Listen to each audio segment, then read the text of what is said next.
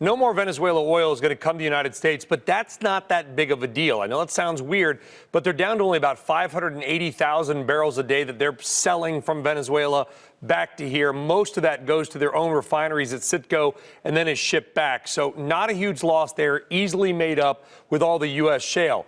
The bigger story is this, is that the U.S. Treasury yesterday said that no more Citgo, of course, the three-refinery multi-gas station chain company based in Houston that is controlled by Venezuela's oil company, no more Citgo money is going to go to the Maduro regime. What they've done is they've effectively ordered that Citgo money to be placed into escrow accounts that they can then send to the government that we recognize of Juan Guaido. The problem, guys, is that Guaido's administration, while we and other countries have recognized it, isn't really functioning at that level yet. So currently, we're going to plan to put that money in escrow eventually to get it to Guaido.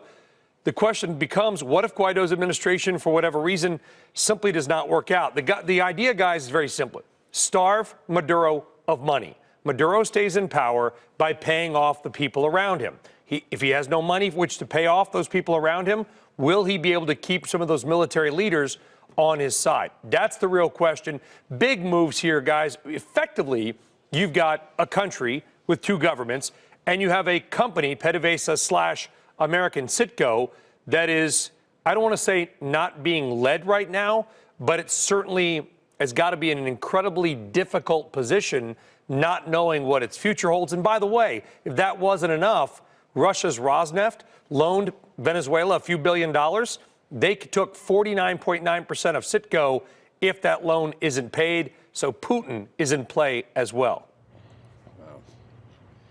That's deep. You're right. That is deep. Citgo, historically, so many crazy things happened, as you can remember. I remember they didn't have oil for their own people, and they were sending it up to Massachusetts with Robert Kennedy Jr. And but that's the cash cow down there for Maduro, isn't it? I mean, this spells trouble. I think, it's the biggest move against the Maduro regime by far. The sanctions, yeah, that gets the headlines.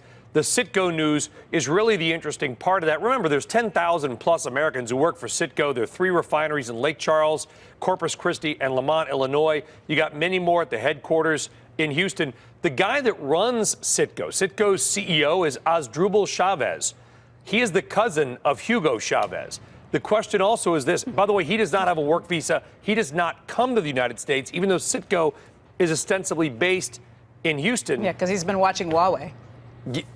Well, exactly. So what I've heard and what others have reported also is that a number of the top executives are now in the Bahamas in a satellite office trying to figure out how to maybe get Citgo revenues to the Bahamas, which then they could send back to Venezuela. Look, this is just the first move from the United States government, though. There was Bolton yesterday at the press conference apparently had handwritten something on a piece of paper that some people saw that said something about sending 5,000 troops to Colombia. And a lot of people are thinking that was a signal to the military in Venezuela. Look, make your choice now. This is the first of many more. They've been supporting Maduro. But if that's the signal that's coming, you have to wonder what the military leaders there are thinking, too. Well, you know what they're thinking? What's my way out, Becky? Right. Here's what they're thinking. That top military envoy to D.C. defected over the weekend. He's sort of ostensibly the general that works for Guaido, the opposition administration, if you will. None of Maduro's strongmen cohorts are going to do anything unless they know that they have got some kind of a way out, whether that is asylum, whether that is some kind of immunity. Think about it. If you're a part of that regime with some of the stuff that's happened down there and you don't like Maduro, but you're sort of pledging your fealty toward him now, you need a way out. Here's the reality, guys. You know, okay, money has been worthless for years in Venezuela. A million bolivars just to have lunch. Bullets have value. They're running out of food, and they're probably going to start running out of fuel. That is a humanitarian crisis of the first order. Brian, you heard the inflation rate. Did you mention 10 million%? Right. 10 million. You know, I will say one thing that the greatest billboard ever bought, the greatest investment ever, is at Fenway.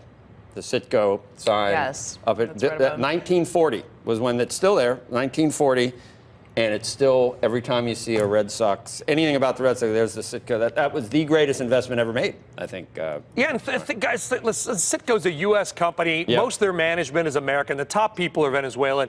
You got thousands of people all over the country. Imagine being in their position today. What's going to happen to it? Now, the U.S. government, of course, wants Citgo to keep running because what you don't want also, they produce a lot of gasoline. If there's an issue with Citgo's refineries, that could cause gas shortages in part of the United States. So there's a whole other angle here as well, if that wasn't already enough.